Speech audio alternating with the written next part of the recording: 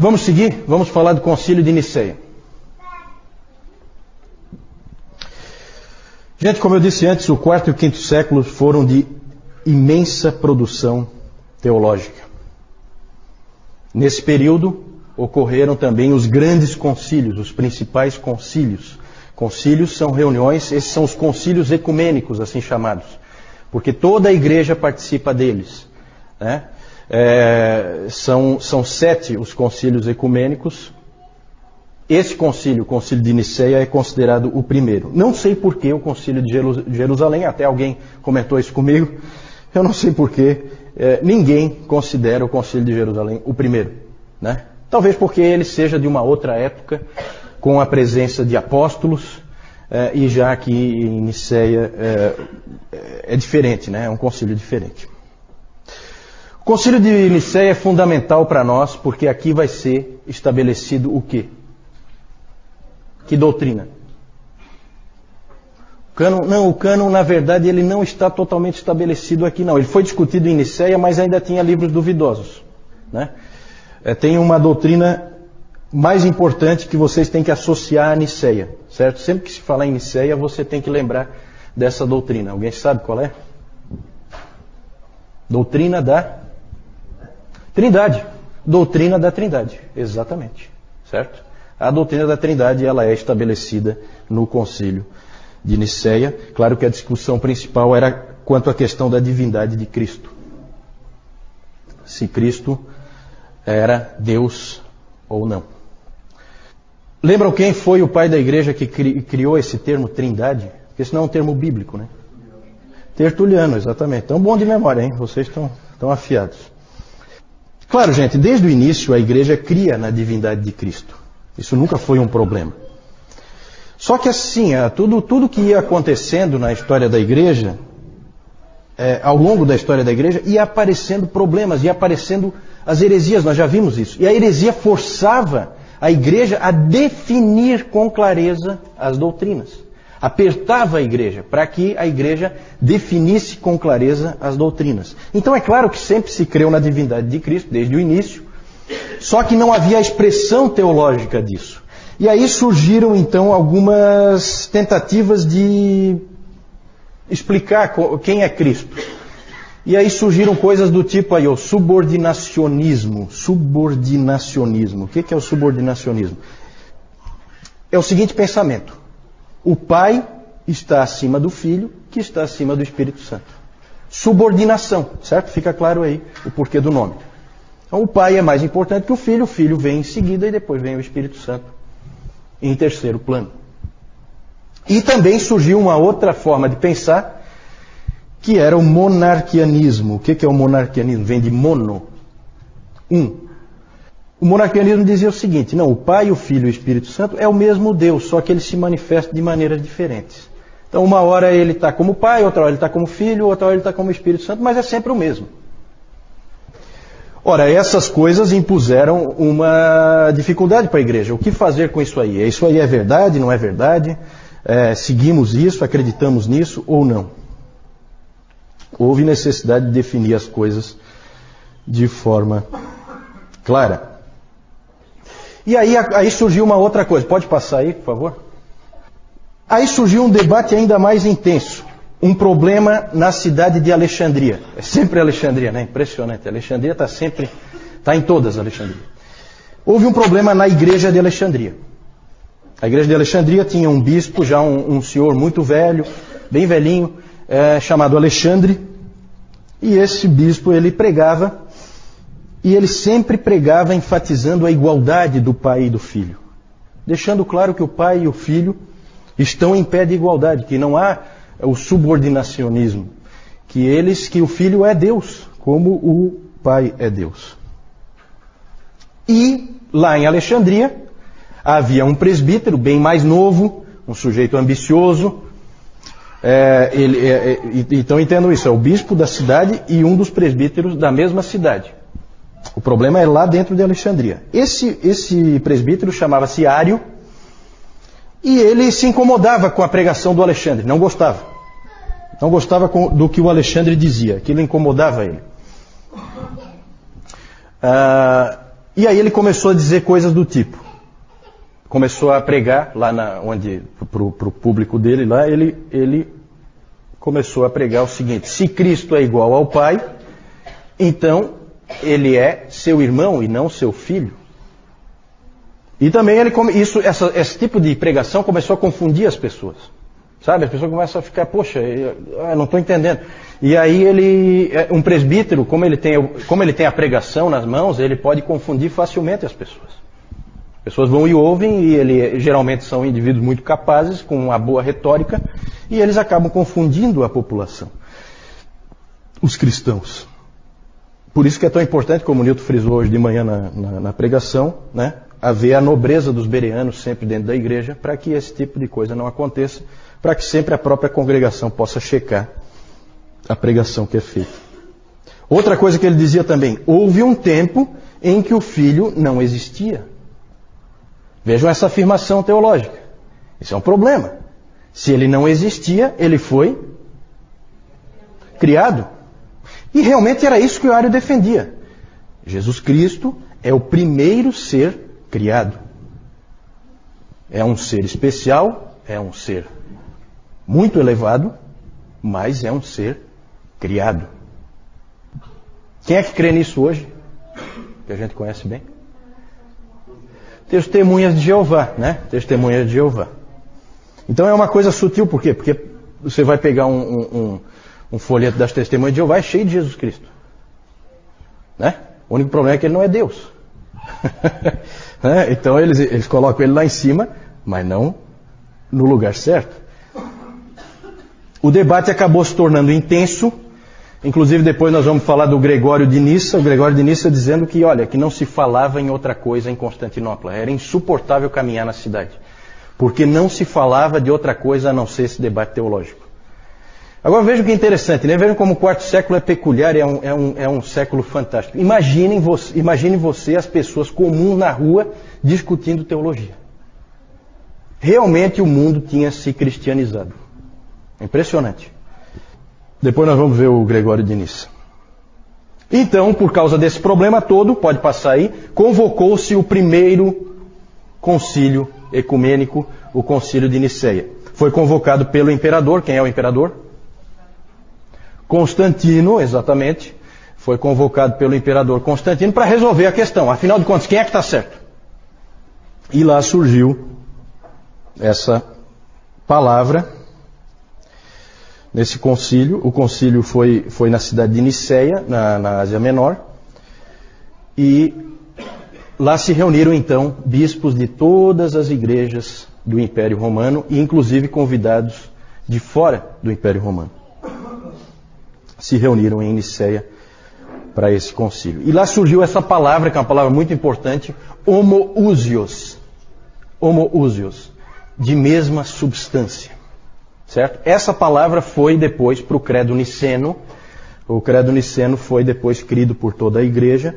E ela significa o seguinte: da mesma substância. O Filho é da mesma substância que o Pai. Certo? Essa substância não é algo que a gente possa definir, tá? É uma coisa assim, é só para dizer que os dois, eles são equivalentes, apesar de não serem a mesma pessoa. Certo? E aí então começou a se formar a doutrina da Trindade. No credo niceno diz o seguinte sobre o Filho: gerado, não criado, é feita essa ênfase, não criado, consubstancial ao Pai, de mesma substância que o Pai. Certo? Esse é o credo niceno. Evidentemente ali então estava sendo condenado o arianismo. Exatamente, ele estava sendo condenado. Ali no concílio de Niceia apareceu, pode passar, um personagem muito importante, um dos pais da igreja, fundamentais, que se chama Atanásio. Atanásio, que era apelidado de o Anão Negro, porque ele era baixinho e a pele bem escura, então ele era o Anão Negro. Era muito jovem, nessa época do concílio de Niceia, ele tinha só 25 anos, aproximadamente 25 anos, por aí. Ele não teve uma grande participação, ele era um diácono, ele na verdade estava apoiando o bispo de Alexandria, ele como diácono apoiando o bispo de Alexandria, o Alexandre, que nós vimos antes, e não teve assim uma grande participação. Ele mais tarde, ele mesmo tornou-se, de diácono ele passou a ser presbítero, e de presbítero ele se tornou o bispo de Alexandria, Atanásio. Inclusive muito jovem ele já se tornou bispo de Alexandria, em torno de 30 anos ele já era bispo de Alexandria. Ele foi 5 vezes exilado por causa da sua luta pela veracidade da Trindade e pela sua luta pela divindade do Filho. Ele batalhou com unhas e dentes por isso. Foi 5 vezes exilado. Uma vez o Constantino mandou ele, eu acho que foi, não foi o Constantino, acho que foi o Constâncio, filho do Constantino. Mandou ele o mais longe que o Império Romano podia mandar. Tirou ele de Alexandria, onde ele era bispo, e colocou ele lá na Alemanha, no limite extremo do Império Romano, só para isolar ele, porque ele estava incomodando. E por que ele estava incomodando? Porque os imperadores gostaram da doutrina ariana. Para eles era politicamente mais interessante, inclusive o próprio Constantino. Constantino depois absolveu o Ário. Na verdade, houve uma preferência política pelo arianismo, e o Atanásio, então, teve que lutar não só contra a igreja, que apesar do resultado do Concílio de Nicéia, pendia para o arianismo, como ele teve que lutar contra o próprio império, porque o imperador também era a favor do arianismo, certo? Inclusive tem aquela famosa frase do Jerônimo, em que o Jerônimo diz que o mundo inteiro esteve prestes a acordar ariano nessa época. Por muito pouco não se tornou totalmente ariano, certo? E o Atanásio foi o grande guerreiro, o grande lutador pela verdade. Hoje de manhã o Newton, inclusive, leu o texto de Judas e lembrou dessa coisa da luta pela verdade. Interessante que a igreja sempre lutou pela verdade. A igreja não foi, em nenhum momento da sua história, isso eu posso garantir para vocês, e vocês vão ver aqui, em nenhum momento da sua história ela foi um centro de entretenimento. Mesmo nos seus piores momentos, ela não foi um centro de entretenimento. Isso só aconteceu no século XX. Nunca antes a igreja imaginou fazer palhaçadas num local de culto ao Senhor, certo? Esses homens eram homens que lutavam pela verdade. E por isso veio a famosa expressão Atanásios contra mundum, porque ele lutou contra o mundo inteiro, sozinho. Claro que não sozinho, a igreja dele amava ele, inclusive ele foi banido, 5 vezes ele foi exilado, e eles não colocaram outra pessoa no lugar dele. Eles sempre confiavam que ele voltaria. Depois de Nicéia começou uma mobilização muito forte para trocar o termo homoousios por homoiousios, certo? Tudo isso aí é grego, tá? Homoousios por homoiousios. Homoousios de mesma substância, homoiousios de substância semelhante.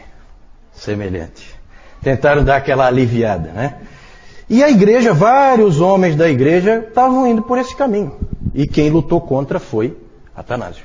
Bateu o pé por causa daquela palavra. Inclusive o historiador cético, né? Não é um historiador cristão, o historiador Gibbon, ele debocha dessa situação. Ele fala assim que o mundo inteiro ficou de pernas para o ar por causa de um ditongo. Né? Interessante. Nós temos esse livro de Atanásio sobre a encarnação do Verbo. Ele escreveu esse livro e ele diz que se Jesus Cristo não é Deus, nós não estamos salvos. Esse é o tema básico dele. Esse livro, o Dr. Calhoun inclusive diz que é um livro que hoje, ainda hoje é um livro que é útil, vale a pena ler. Mesmo hoje, esse livro do Atanásio, sobre a encarnação do Verbo. E o interessante é que no tempo da morte de Atanásio, no ano 373, foi quando ele morreu, o arianismo já estava declinando de novo, perdendo força por causa da luta dele. E quando chegou em 381, que houve o concílio de Constantinopla, o segundo concílio ecumênico, o arianismo, por incrível que pareça, apesar de quase ter prevalecido na história da igreja, ele acabou sendo condenado de novo. Graças a Deus por isso. O interessante é que o arianismo não estava derrotado ainda. Sabe por quê? Porque aqui no meio dessa confusão, aqui, depois do concílio de Nicéia, saíram vários missionários para o meio dos bárbaros. E esses missionários saíram no auge do arianismo. Eles foram lá e pregaram uma teologia ariana para os bárbaros. Quando os bárbaros voltaram para dentro do Império Romano, trouxeram o arianismo de volta. Então o arianismo não estava morto. Tá? Ele continua ainda sobrevivendo por um bom tempo. Pode passar. Essa frase aí do professor Sabatier, citado pelo Bibi Warfield, ele diz o seguinte: nada poderia estar mais longe da verdade do que representar os pais dos concílios como teoristas ou até mesmo como teólogos profissionais trazidos à conferência por causa de zelo especulativo só para solucionar enigmas metafísicos. Eles eram homens de ação, não de especulação. Corajosos sacerdotes e pastores que pensavam no seu trabalho como o de soldados em plena batalha e que estavam prontos para morrer como alguém morre por sua pátria. Está errado aí, por sua pátria. Então, gente, isso é importante a gente lembrar disso. Eu já falei no outro CTB, eu falei, né, do Concílio de Nicéia. Ele é muito interessante porque até 313, com o Edito de Milão, a perseguição corria solta. 313 para 325, como é que vocês estão aí de matemática? Quantos anos? 12 anos. Vários desses homens que estavam lá agora, bispos já velhinhos, o que tinha acontecido com eles? Foram perseguidos. 12 anos antes, a perseguição comia solta. E vocês sabem que a pior perseguição de todas foi a última, a perseguição de Diocleciano. Certo? Então, ali são homens que vêm para essa conferência, para esse concílio, com as costas rasgadas, de tanto apanhar. Certo? Não é um monte de teórico. Certo? Não, gente, olha, a gente tem que tomar cuidado com o que é a igreja. A pregação do Newton hoje foi muito, muito, muito boa nesse sentido do fortalecimento da noção que nós temos que ter da defesa da verdade. Certo? É impressionante o que se fazia em defesa da verdade. Certo? Vamos lá. Pode passar. Aí algumas figuras aí do Concílio de Nicéia, né, como os artistas retratam. Nada de especial aí, mas a gente pode ter uma ideia, né, deles todos reunidos. A gente às vezes se deixa levar um pouco por essas túnicas, assim, como se fosse uma coisa muito estranha o indivíduo vestir essas túnicas. Hoje é estranho realmente. Então a gente faz essa associação, né? Aquela túnica, assim, só um padre veste aquela túnica. Ninguém veste aquela túnica. Só que naquele tempo era roupa comum. Né? Então, cuidado para vocês não ficarem com aquela associação de que esse indivíduo, ele se vestia de alguma maneira especial e tal. É claro que aqui os artistas, depois, isso aqui é retratado muito depois, colocam assim umas cruzes, umas coisas. Isso aí provavelmente não tinha nada disso, tá? Isso aí são enfeites que depois o artista põe, né? Mas o indivíduo andar com esse tipo de roupa, isso era normal, tá? Pode passar. Aqui só para vocês verem aí o embate, né? Atanásio de um lado e Ário do outro. Pode passar.